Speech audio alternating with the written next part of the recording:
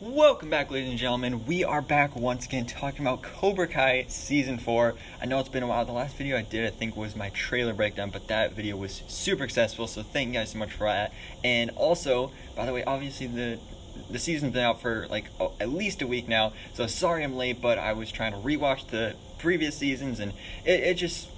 long story, but basically we're here today to talk about Cobra Kai Season 4, all the biggest thing that went down, my review, my thoughts, and the best part is that I'm not alone, because today I am joined by a very special guest. I am now on the movie life for the Season 4 videos.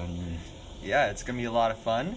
And yeah, so let's get into this. And really, the first thing we want to talk about here in Cobra Kai Season 4, actually, before we get into things, I do want to give a quick spoiler warning if you haven't seen the season yet, because this is a spoiler review and breakdown. So hopefully if you're here, you have seen the season. Again, it's been out for a week, so you should have had time by now. But the biggest thing going into this season that was really sold in the trailers was the team up between Johnny Lawrence and Daniel LaRusso, teaming up their two karate dojos with Eagle Fang Karate and Miyagi-Do Karate. So what did you think about that team up and how it was displayed in the season? Well, the team up, they were both enemies before, so they kind of were building up, and now they just broke it all down, and we're trying to make it new, like a new storyline, trying to team up against, as you know, John Crease. And Cobra Kai. Yeah. Yeah. And I feel like every season, like, since this show has started, we always get those little hints of Johnny and Daniel finally becoming friends, finally putting the water under the bridge, but then something always goes wrong that ruins all that, and as expected, that happened once again. But as in most seasons where it lasts like maybe one episode where they're friends and they're actually teaming up, this season it lasted at least a little bit longer, and I really enjoyed seeing, like, for example, Daniel learning the ways of Eagle Fang Karate or Cobra Kai, and having Johnny learn the ways of Miyagi-Do. That was really cool, seeing them kind of put aside their differences and have to learn each other's different styles of karate. And then we see that even reflected in the students in this season as they start to pick up both styles of karate, and that really helps them out at the All Valley tournament at the end of the season. But speaking of team-ups, we have our villains teaming up in this season as well, as we have John Crease calling back his old friend Terry Silva, the co-creators of Cobra Kai, and now reuniting in Season 4. And this was something I was really excited to see, because I still haven't seen The Karate Kid Part 3. I wanted to watch before the new season, but I just didn't have time.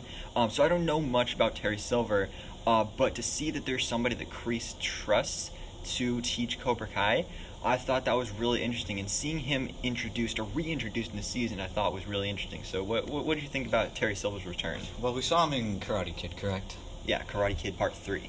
And that's when you knew that he was just a terrible guy. He destroyed Daniel's, career, basically. Yeah, pretty much.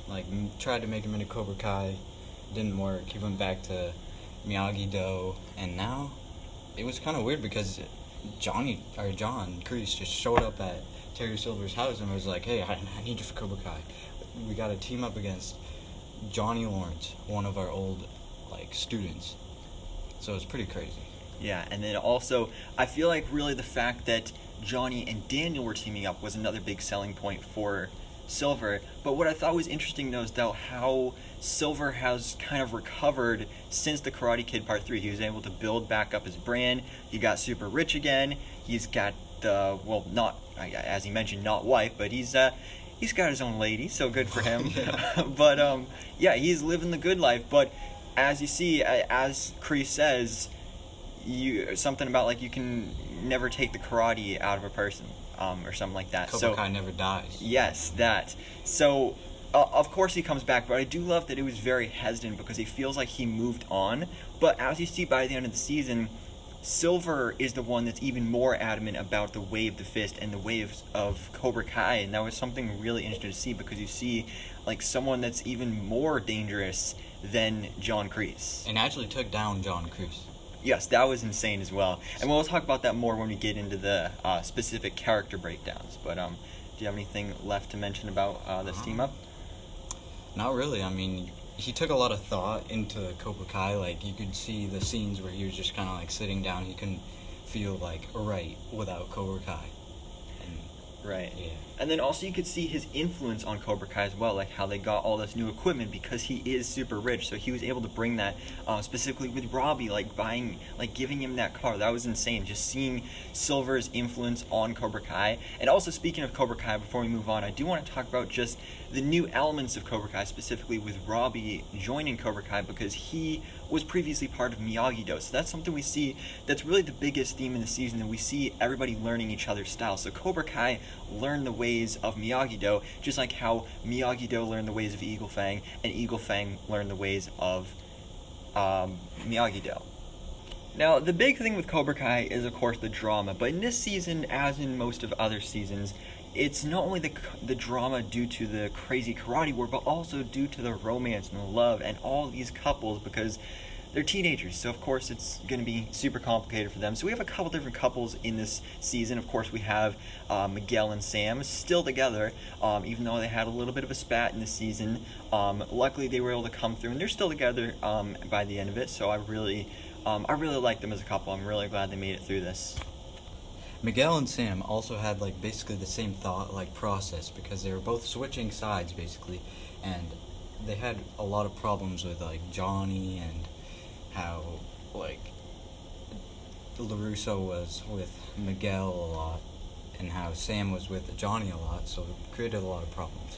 Yeah, you saw a lot of those parallels, and I really like that because especially like, for example, when you first saw that first lesson where Johnny took the Miyagi-Dos, Sam was just not having it. She was like, I'm not going to jump to that other building. Like, that's just insanely dangerous. But then she was the first one to take that leap. And by the end of the season, she and both Miguel realized that they need both styles of karate in their life to become the ultimate fighter.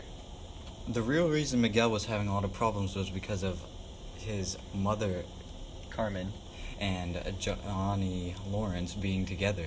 So when he just came home one day, they were about to break the news to him, and he already knew. So he thought that everything was going to go fine, but it actually made things even worse. Yeah, it just added another layer of complication that he was not exactly ready for. You could tell, like, he wasn't super surprised because, I mean, it's not, like, really huge news. It kind of makes sense, but it definitely threw him for a loop, and especially with all these other things going on throughout the season, it messed him up a bit and kind of threw him off there for a while. Now, those are, of course, the couples that we already had previously established in previous seasons, but we also have a new couple in the season with Robbie and Tori, which is one you could kind of get the hints at, and you can feel the flirtation back in Season 3, but you really see it come to fruition in Season 4, even though it kind of starts off as, like, just a ploy to get back at Sam and Miguel. You see them actually come together. Yeah, and develop together. I mean, it was pretty insane when I realized that. Well, you kind of saw it happening. Like, they were both going into Cobra Kai. They were both together a lot. They have a lot in common. Like, they want to get rid of Miyagi-Do and the Eagle Fang, and they hate Johnny Lawrence because, like, Johnny Lawrence and Robbie have a lot of history. Yeah.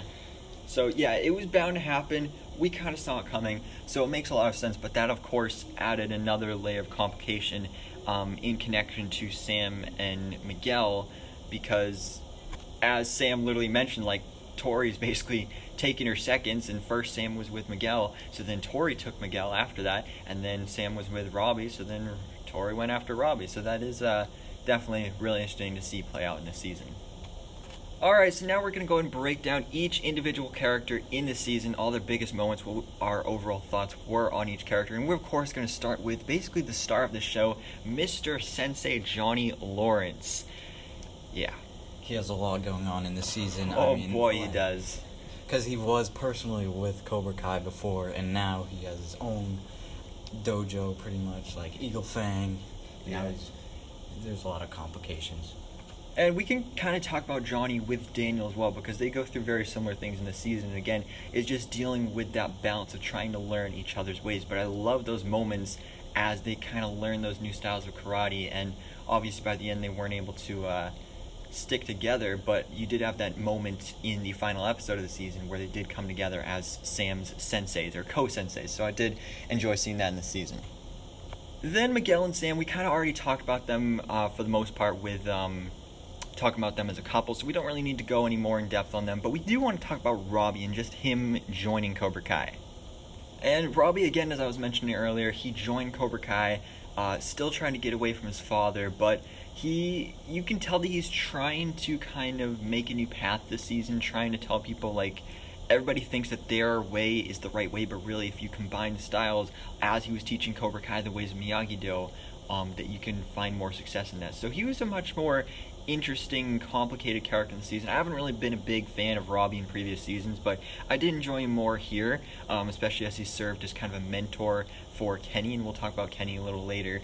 But speaking of Robbie, again, he was in a relationship with Tori this season, and Tori was an interesting character because you have this relationship built up with her and Amanda, Daniel's wife, aka Sam's mom, and I loved seeing that because Tori is a really tragic character, and sure, we had the stuff last season with, like, her mom and everything, and, you know, like, she's doing 2 jobs and stuff like that, but you really, really see it in this season, and when she does win the All Valley, like, before that, she said something about, like, she just wanted to win that so that she would have something to look at and know that she did that on her own.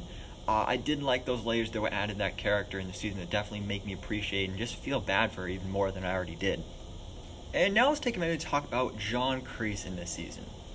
John Crease has a lot of these flashbacks to Vietnam and back when he was at war with Terry Silva, which is also another character we'll talk about. And this kind of like brings them together, which is why they teamed up in the first place. Like John Crease saved Terry Silva back then, and now it kind of correlates to what is happening now, where Terry Silva is paying him back, and that's what has created Cobra Kai. Yeah, you see Crease kind of get more hesitant in the season because when he first brought in Silva was like, no way, I'm not going to do this. But by the end of it, it's the complete opposite. And that's something I like seeing about Silva because he started off like super hesitant about this. But then by the end, he just turns like completely psychotic. Like that scene when they were in the old Cobra Kai dojo and Terry Silva was just beating up Johnny Lawrence, which finally gives us the answer of who would win, Terry Silva or Johnny Lawrence. Well, we got our answer. And wow. Poor Johnny, because that did not go well, and again, you just see how psychotic this character is, and that sets up some big stuff for next season at the finale of Season 4. Now, personally, I think my favorite character in this season was Eli Moskowitz, a.k.a. Hawk. We don't really know which one to call him now at this point because he's kind of lost his identity, and this was something I kind of predicted would happen in the season now that he's changed from Cobra Kai to become a Miyagi-Do. He's gone through a change and that's kind of reflected in his mohawks because when he started off with the blue mohawk, he was still kind of Eli, but when he got to the red mohawk, he was full-on Hawk in Cobra Kai, just this brutal badass, and now at first, like, his mohawk has changed to purple, and that's really a nice representation because, you know, when you put red and purple together, red and blue together, you get purple, so that's a nice combination to show that, like, he's both Eli and Hawk at the same time, and he's gone through that whole transition in the season, and then he just goes through so much in this season when Robbie shaves off his mohawk, and that was just such a devastating moment for this character because he loses his self-identity, and you see him try to relearn that in this season, and that was a lot for him to go through. But by the end of it, he still ends up with Moon, and I'm really proud of him because, you know, she even mentions, like, I didn't fall in love with you because of your mohawk. Sure, I thought it was cool, but it was because of your energy and your confidence, and that, of course, is the motivation that leads to him winning the All Valley tournament. But I know Dimitri is your favorite character, so what do you have to say about him in this season? Dimitri plays a big part in this, you know, because Hawk was all the way down to his lowest point where he wanted to quit fully, and then Dimitri somehow just comes in and brings him back. And also that correlates to when he gets his new girl, which Hawk was with, Dimitri somehow pulled that other girl that was, like, really hot. And yeah, Yasmin. Hawk was like, how'd you get that? Like, yeah. And he was like, I don't even know. Yeah, but he's happy you did. And then she had a friend who...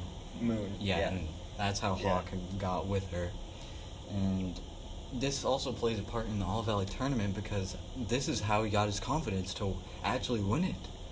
Right. And I've liked kind of this journey that Dimitri has gone on because in the first season he was a complete nerd. He hated karate, just hated the idea of it, didn't want to get hit or punched or anything, but now he's competing in the All Valley tournament, so that's definitely a huge change for that character. And he actually did pretty well. Like, I was surprised when I saw him go up against Robbie and actually do, like, actually put out some effort and actually... Yeah, he made it pretty far in that. But finally, we have to talk about our new characters in the season with Kenny and Anthony. Even though Anthony isn't a new character, he definitely takes on a huge role this season compared to what he's done in previous seasons. So Kenny is our new character here, and you kind of see, as Robbie mentions, he's kind of like a mirror to Robbie. Because he goes through this journey of being this kid that's bullied at school, so he decides to join Cobra Kai. And then you just have that dynamic with Anthony, which is really interesting to see play out. And it all kind of starts when they're fighting over this girl at school, where it actually really kind of parallels and reminds me of the first Karate Kid movie, where it's like Johnny was already with Allie, kind of in a way where at least Anthony had a crush on this girl.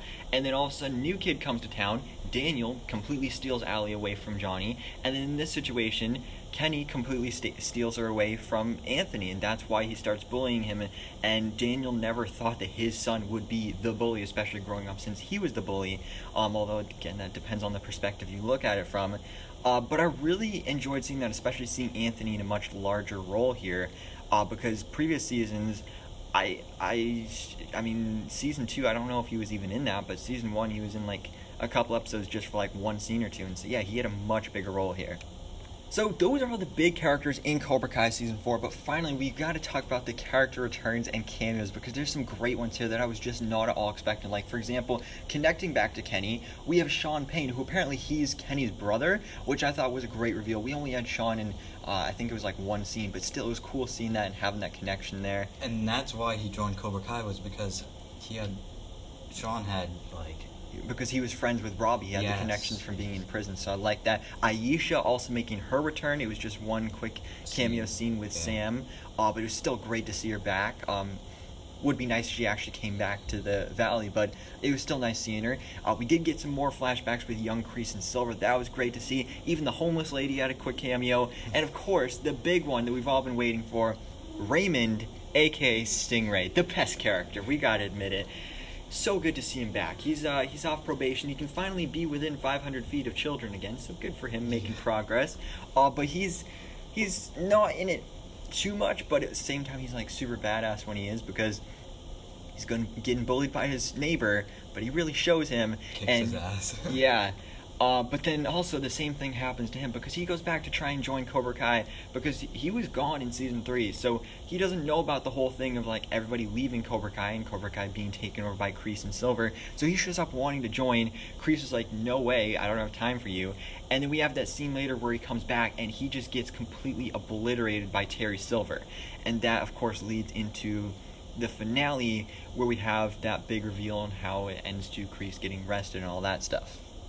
And of course, we are actually doing a separate video, an ending explained video, to talk about more in depth the ending of Cobra Kai Season 4, because there's like odd enough to do one whole video about just that last episode. But finally, we have to talk about the All Valley Tournament. And that's what this whole season is about. You know, last season it was literally just about amping up the All Valley Tournament, and now we are fully going into it.